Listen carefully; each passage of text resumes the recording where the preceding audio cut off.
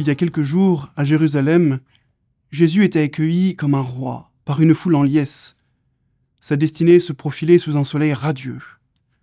Mais le vent a tourné brusquement, et des nuages sont venus assombrir un ciel trop bleu pour un homme venu se faire le serviteur de tous. L'ensevelissement annoncé à Judas lorsque le Messie reçut l'huile parfumée de Marie-Madeleine prend sens tout à coup. Ce qui semblait inimaginable il y a peu est maintenant inévitable. À présent, Jésus est là, pendu, crucifié, exposé à tous les regards. Ses proches ont fui.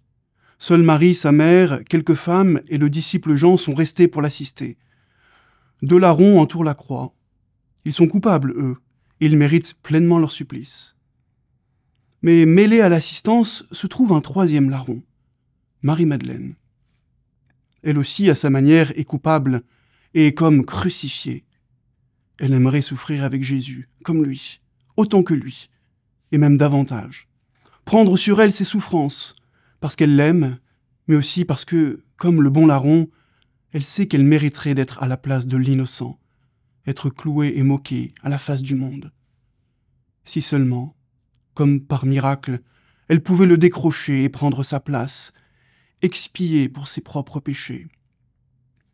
Pourtant, cette idée s'évanouit lorsque, croisant le regard infiniment tendre de Jésus, elle comprend qu'une fois encore, il lui pardonne. Qu'à cet instant, Jésus l'aime comme jamais, et que tout est pardonné, effacé. Que ce pardon, donné il y a quelque temps chez Simon, c'est maintenant qu'il est payé, consommé, offert pour l'éternité.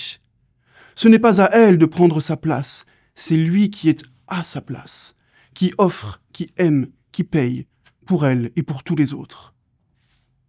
Marie-Madeleine, par amour, tu aurais aimé mourir à la place de Jésus, régler toi-même la rançon, recevoir le titre mérité de larron. Mais par amour aussi, tu as accepté de laisser ton Dieu souffrir et mourir pour toi. Tu l'as laissé accomplir sa mission jusqu'au bout.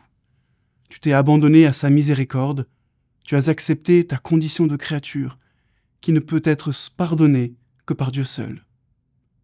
Père, pardonne-leur, ils ne savent pas ce qu'ils font, lance le crucifié. Mais les larmes qui coulent de ses joues ne sont plus des larmes de douleur, mais de joie. Oui, tout est accompli. Il vient de prononcer son grand chant d'amour, et sa joie est complète. Maintenant, Marie-Madeleine, va en paix.